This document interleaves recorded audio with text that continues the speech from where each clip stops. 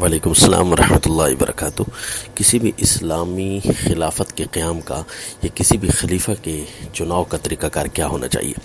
تو یاد رکھیے، پہلی ہماری آپ آڈیو شاید سن چکے ہوں کہ اسلامی نظام کی جد و جہاد کا قرآنی طریقہ، تو اس کے مطابق جب مسلمان سارے تیار ہو جائیں، یعنی قرآن و سنت والے عقیدے مضبوط ہوں، تو اس وقت سارے لوگ جب قرآن و سنت والے ہوں گے تو پھر قرآنی طریقہ کار کے مطابق شورا سے ایک انتہائی شریعت کے حامل بندے کو چنا جائے گا، اور چننے والی شورہ اسلامی یعنی شورہ قرآنی ہوگی۔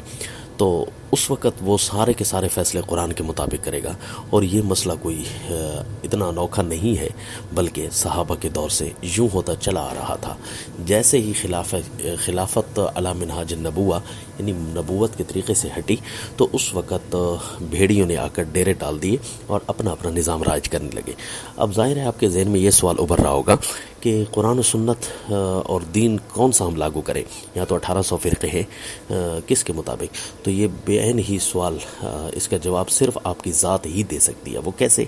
کہ جیسے ہم نے قرآنی تعلیمات کو چھوڑا تو منبر و محراب کے اندر پیدا ہونے والی کرپشن اور کرپٹ لوگوں نے فرقوں کا وجود دیا، اور پھر ہم بھیڑ بکریوں کی طرح ان کے سامنے ریوڑ بن کر چلتے رہے، ان کی جیسے مرضی ہمیں چلاتے رہے۔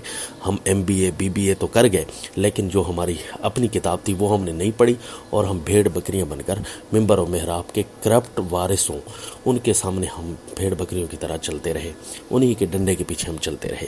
تو یہ غلطی ان کرپٹ لوگوں کی تو ہے ہی صحیح، لیکن اول غلطی ہماری اپنی ہے کہ جب ہم میٹرک میں جا کر یہ پوچھنے لگ جاتے ہیں کہ رکوع میں کیا پڑھتے ہیں، سبحان ربی الاعلیٰ یا سبحان ربی العظیم، یعنی ہم نے بیسک قرآن اور حدیث کو اتنا چھوڑ دیا کہ اب ہم فرقوں کے محتاج ہو گئے۔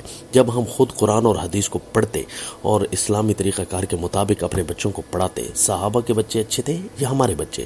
یقیناً صحابہ کے بچے اچھے تھے۔ تو صحابہ کے بچوں نے کس طرح تعلیم حاصل کی، ہم اپنے بچوں کو اسی طرح تعلیم دیتے۔